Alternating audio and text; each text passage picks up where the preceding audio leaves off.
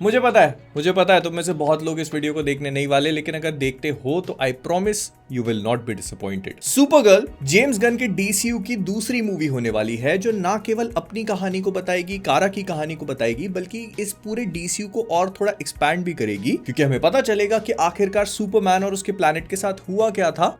और इसके अलावा भी बहुत छोटी छोटी चीजें, जैसे फॉर एग्जांपल ये वाला शॉट है जहां पर हम लोग कारा को देखते हैं, जो कि सुपरगर्ल का एक्चुअली क्रिप्टोनियन नेम है, जो एक स्पेसशिप में एक सूरज के काफी पास है। ये प्रोबेबली इसीलिए होगा ताकि वो अपने आप को रिचार्ज कर सके, बिकॉज वी नो कि सुपरमैन, सुपरगर्ल और जितने भी क्रिप्टोनियंस हैं, इनको येलो सन से काफी पावर मिलती है। तो कारा एक येलो सन के पास है, प्रोबेबली अपने आप को रिचार्ज करने के लिए, क्योंकि ये मूवी बेस्ड है सुपरगर्ल की women of tomorrow comic books पे। तो वहां पे क्या होता है कि कारा जो है, She likes to get drunk. She is kind of depressed, क्योंकि उसको ये फीलिंग आती है कि वो अपने नेफ्यू सुपरमैन के लिए कुछ भी नहीं कर पाई है, और इसी वजह से वो अलग अलग प्लैनेट्स पे जाके she likes to get drunk, और वो स्पेसिफिकली ऐसे प्लैनेट्स पे जाती है जहां पर रेड सन है, जो कि उसकी पावर्स को कम कर देता है, बिकॉज येलो सन में उसका मेटाबॉलिज्म जो है वो काफी फास्ट हो जाता है, और अल्कोहल उसको उस तरह से इफेक्ट नहीं कर पाती जैसे करनी चाहिए। So she actively seeks out planet जहां पर रेड सन है, ताकि उसकी पावर्स कम हो सके।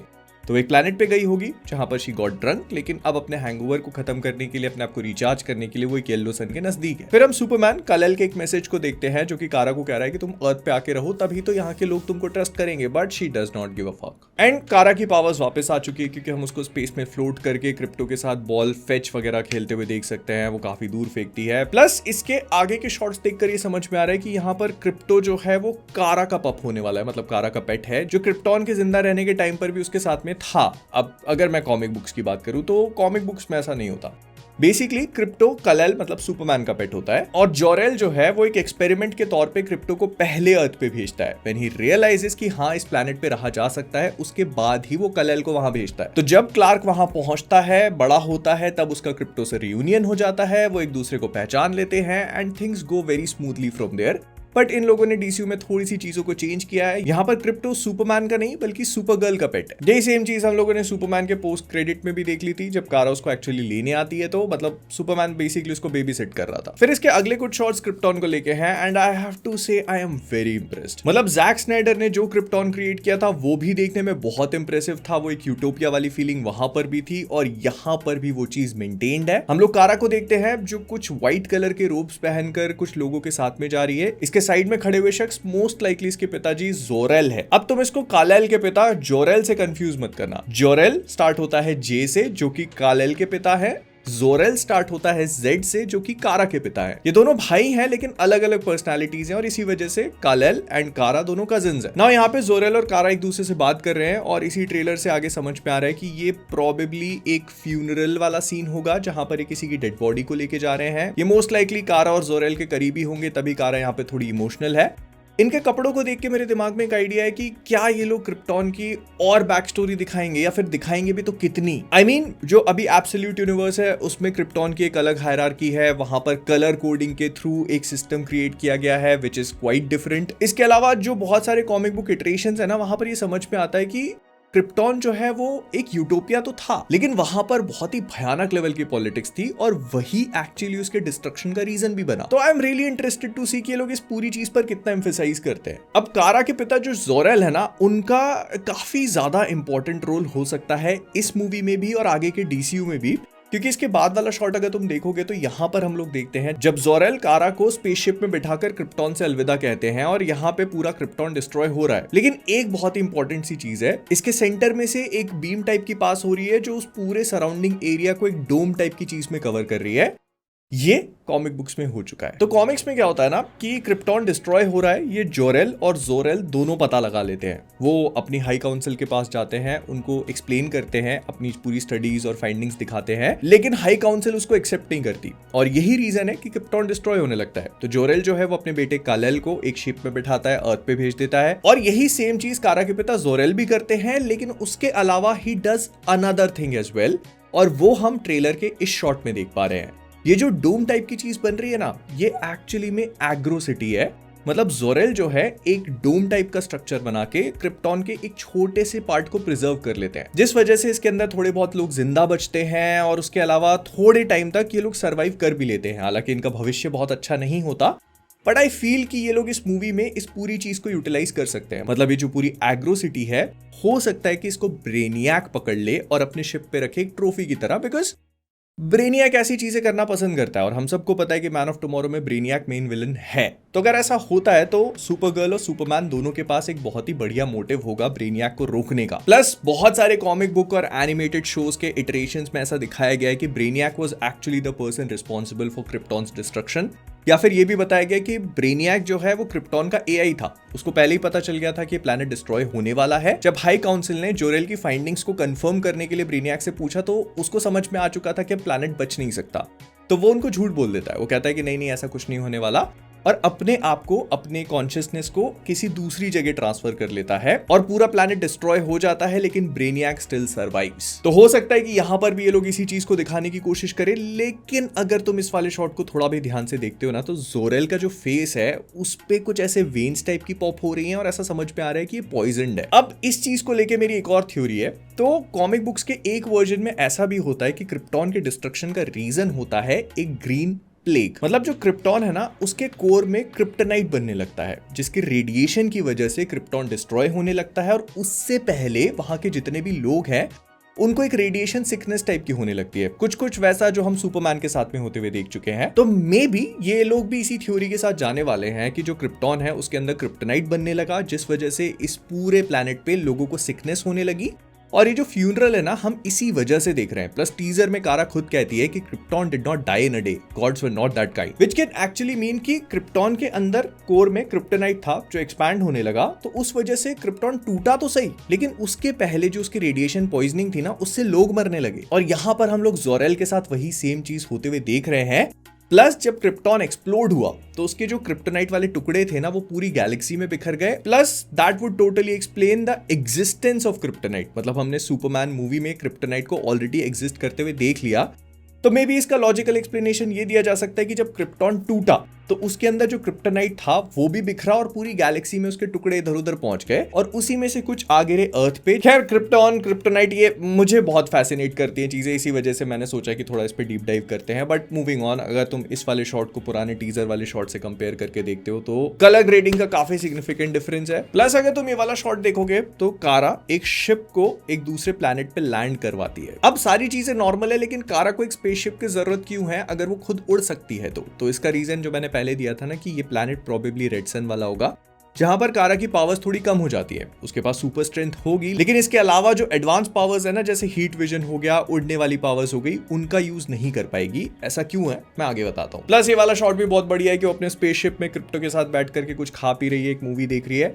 ये मूवी 1942 की नाउ वॉयेजर नाम की मूवी है, जो एक लड़की के ट्रांसफॉर्मेशन की कहानी बताती है। मतलब वो पहले कुछ और थी, फिर मूवी में उसका एक ट्रांसफॉर्मेशन होता है और एंड होते होते उसको एक जर्नी मिलती है, वो अपने आप को फाइंड करती है and she comes out as a totally different person, जो प्रोबेबली कारा के साथ भी इस फिल्म में होगा। फिर एंट्री होती है इस मूवी के main villain Krem of Yellow Hills की। अब देखो, जिस कॉमिक बुक के ऊपर ये पूरी मूवी बेस्ड है ना, सुपरगर्ल वुमेन ऑफ टुमारो, उसका मेन विलन भी क्रेम ही होता है। बस दोनों का लुक थोड़ा नहीं, एक्चुअली काफी ज्यादा डिफरेंट है। उसमें वो एक नॉर्मल इंसान जैसा दिखता है, which actually made it even more dangerous for me. लेकिन यहाँ पर इसको मॉन्स्टर ही दिखाया हुआ है। तो जो कॉमिक बुक्स में कैरेक्टर होता है और यहाँ पर कैरेक्टर है, वो दोनों है सेम, लेकिन उनका अपीयरेंस डिफरेंट है। तो बेसिकली कॉमिक्स में क्या होता है कि क्रेम ऑफ येलो हिल्स जो है वो अपने खुद के लोगों से भाग रहा है। वो एक बाउंटी हंटर, असासिन टाइप का साइको है जो बस लोगों को मारना पसंद, बेसिकली वो जेनोसाइड करता है। और अगर उससे किसी को बचना है तो उसको पैसा दे दो। ही इज लाइक टोटल सब। मैं तुमको बताता हूँ ना, तो कॉमिक्स में क्या होता है कि वो कारा से मिलता है और इस वाले सीन को जो तुम देख रहे हो ना यहाँ पर, ये as it is comic books में होता है। वो कारा के स्पेसशिप को देखता है और उसमें चढ़ के उसको टेक ओवर करने की कोशिश करता है। कारा और क्रिप्टो से फाइट करते हैं, लेकिन तब क्रेम अपना पॉइजन एरो यूज करता है क्रिप्टो के ऊपर। एंड कॉमिक बुक्स में ना ये एक्चुअली बहुत ही बैड एस टाइप का सीन है। इसको I think swords and arrows कहा गया है, जहां पर कारा जो है वो एक के बाद एक एरोज अपने ऊपर लेती चली जाती है और उनको कहती है तुम जानता नहीं कौन हूं मैं, तू जानता नहीं कौन हूं।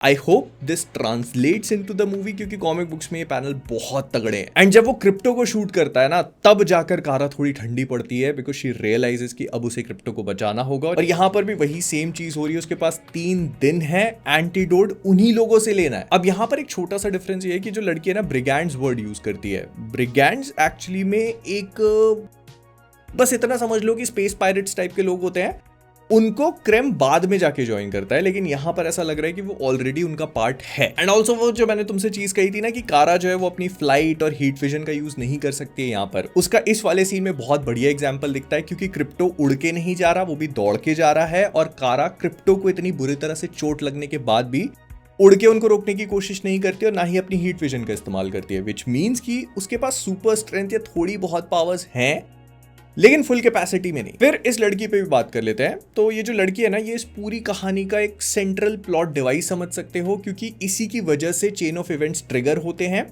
इसका नाम कॉमिक बुक्स में रुथाई नॉल होता है, एंड जिस तरह से मूवी में दिखाया ना, तो वैसे ही कॉमिक बुक्स में क्रेम इसके पिताजी को मार देता है, बस कारण बहुत ही अब्सर्ड होता है। क्रेम एक जोक क्रैक करता है और इसके पिताजी को उस जोक पे हंसी नहीं आती, and he fucking kills him. मैंने कहा था ना कि ये बहुत बड़ा साइको है, अगर इसको मूवी में ढंग से पोर्ट्रे किया जाता है तो तुमको एक बहुत ही बढ़िया विलन देखने को मिलेगा। ऑल्दो मुझे थोड़े से होप्स कम लग रहे हैं, क्योंकि इसके लुक को देख के मुझे वो गार्डियंस ऑफ द गैलेक्सी में जो रैवेजर्स थे ना, उनकी फील ज्यादा आ रही है rather than Krem of Yellow Hills. Plus ये जो तलवार लिए घूम रही है, इसी सेम तलवार से क्रेम ने उसके पिताजी को मारा था, जो कॉमिक बुक्स में भी होता है। वो कॉमिक्स में भी एक तलवार लेके घूमती है ताकि क्रेम से अपने पिता की मौत का बदला ले सके। उसको स्टार्टिंग में तलवार चलानी नहीं आती है, वो कारा को तलवार ऑफर करती है, वो रिजेक्ट कर देती है, कह के कि मैं क्रिप्टॉन से हूं, मैं अपने आप में एक वेपन हूं, मुझे वेपन्स की जरूरत नहीं है।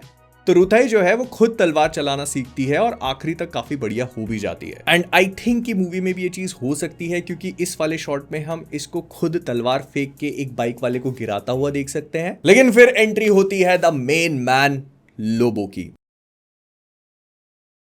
आई थिंक हम लोगों ने इस चैनल पे कभी भी लोबो की बात नहीं करी है। मैं तुमको हल्का सा बैकग्राउंड दे देता हूँ, ठीक है। कॉमिक बुक्स में, डीसी कॉमिक्स में, एक्चुअली कॉमिक बुक के इतिहास में लोबो सबसे बैडएस कैरेक्टर्स में से एक है। लाइक इसको एक पैरोडी की तरह लिखा गया था। तुम इसको डेडपूल, पनिशर, वोल्वरीन, इन सब का एक थोड़ा सा मिशमैश कॉम्बिनेशन समझ सकते हो, लेकिन ये है बहुत ही बेहतरीन। अगर तुमने कभी भी लोबो की कॉमिक बुक्स या सुपरमैन लोबो का कुछ भी कंज्यूम नहीं करा है, तो I would very strongly recommend you to do it.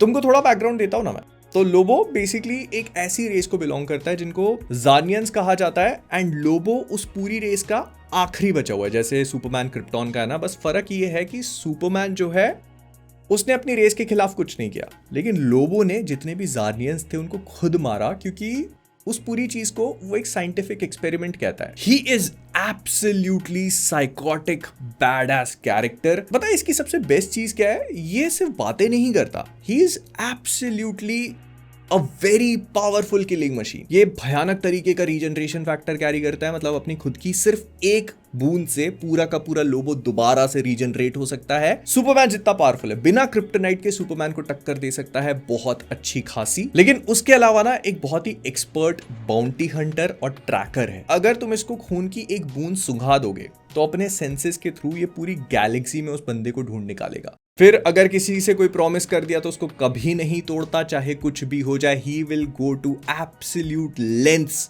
To fulfil that promise.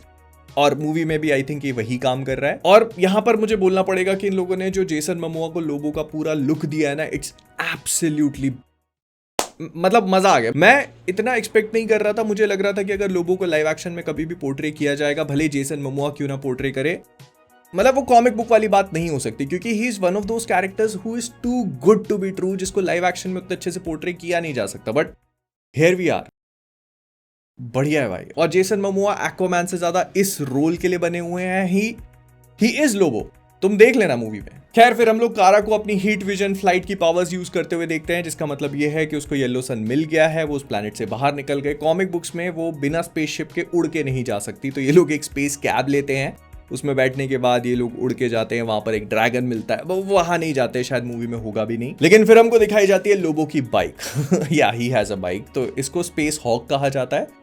ये लोबो ने खुद ही कस्टम डिजाइन करी हुई है, और ये एक बहुत ही पावरफुल गैलेक्सी ट्रैवर्सिंग इंजन है। मतलब इसमें तुम जो चीजें सोच सकते हो, जो वेपन सोच सकते हो, वो सारे भरे हुए हैं इसने। ये बाइक सिल्वर सर्फर के बोर्ड की तरह सेंटिएंट है, मतलब जब लोबो इसको सीटी मारता है तो उसके पास पहुंच जाती है, कई लोगों पे अटैक भी कर देती है। और इसी पे बैठ के लोबो कई लोग का काम भी डाल रहा है, ग्रेनेड्स वगैरह फेंक रहा है। अगर तुम नोटिस करोगे तो उसके गले में भी एक ग्रेनेड का नेकलेस पहना हुआ है। वो कॉमिक बुक्स में उसका नेकलेस चेंज होता रहता है। ये भी एक अच्छी डिटेल है। बेसिकली क्या होता है कॉमिक्स में ना, उसका एक सॉफ्ट स्पॉट है, वो स्पेस डॉल्फिन्स के लिए कुछ भी कर सकता है। हाँ, by the way DC comics में स्पेस डॉल्फिन्स एग्जिस्ट करती है, और अगर उनको गलती से भी थोड़ी सी भी चोट लग जाए तो जिसने भी ये काम किया है लोबो उसको जिंदा नहीं छोड़ेगा। तो वो अपने गले में स्पेस डॉल्फिन्स की एक विसल भी कई बार लेके घूमता है, जिससे वो उनको बुला लेता है मदद मांगने के लिए। वैसे उसको जरूरत नहीं पड़ती बट स्टिल। फिर इस वाले शॉट में हम लोग कारा को फाइट करते हुए देख रहे हैं, लेकिन यहाँ पर वो पॉइजन भी लग रही है। अगर तुम नोटिस करोगे तो उसका पॉइजन वाला इफेक्ट काफी हद तक सिमिलर है उसके पिताजी वाले इफेक्ट के साथ में। तो कॉमिक बुक्स में क्या होता है ना कि कारा एक ऐसे प्लेनेट पे जाती है क्रेम को ढूंढने के लिए जहां पर ग्रीन सन होता है। ये पूरी क्रिप्टोनाइट रेडिएशन यहाँ पर होती है, जिस वजह से कारा और वीक हो जाती है, और हो सकता है ये पूरी सीक्वेंस वहीं की हो। प्लस अगर तुम नोटिस करोगे ना तो कारा की हालत, उसके पिताजी की हालत और सुपरमैन मूवी में सुपरमैन की हालत काफी हद तक एक जैसी थी। हालांकि सुपरमैन जो है वो थोड़ा ज्यादा इन्फ्लेम्ड हो गया था। मे बी उसका रीजन ये हो सकता है कि क्रिप्टोनाइट उसके बस सामने ही था और ये लोग क्रिप्टोनाइट के रेडिएशन के कांटेक्ट में आ रहे हैं, तो इसी वजह से सिम्टम्स थोड़े से डिफरेंट हो सकते हैं। और बस फिर इसके बाद हम लोग कुछ एक्शन देखते हैं जहां पर कारा पूरी तरह से अपने आप को अनलीश कर रही है। I like this entire thing by the way. मुझे इस पूरे ट्रेलर से काफी अच्छी वाइब आई, और हम लोग इनफैक्ट लोगों को आखिरी में अपना मेन वेपन यूज करते हुए भी देख सकते हैं, जो कि चेन और हुक है। सो या मुझे मतलब अच्छा लगा। I enjoyed the trailer. मैं मूवी को लेकर उतना एक्साइटेड था नहीं, क्योंकि मुझे लग रहा था कि ये किस तरह से इस कॉमिक बुक को अडेप्ट करेंगे, बिकॉज काफी बढ़िया। ये प्रोबेबली सुपरगर्ल की सबसे अच्छी कॉमिक बुक है। बट जितना मैं समझ पा रहा हूं ना, इन्होंने क्रिप्टो की पॉइजनिंग से लेकर कारा की वीकनेस तक बहुत सारी चीजों को काफी अच्छी तरीके से अडेप्ट किया हुआ है।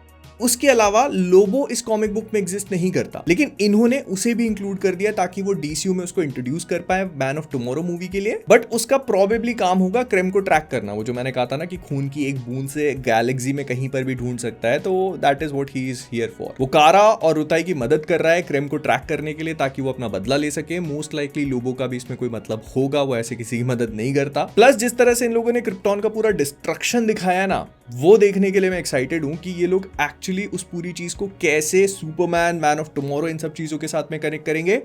I have a very strong feeling कि इसमें ब्रेनियाक भी इन्वॉल्व होगा, तभी ये मूवी जा करके मैन ऑफ टुमारो से कनेक्टेड होगी। बिकॉज मतलब ठीक है, मैं हाइपोथेसाइज तो अपन बहुत कुछ कर सकते हैं। अभी रात के 2 बज रहे हैं, तो मैं मिलता हूं तुमसे अगले वाले में। कल डेयरडेविल भी करना है। तुम बताना तुम्हें कैसा लगा। मैं मिलता हूं अगले वाले में। Bye bye, tata, take care, like, subscribe.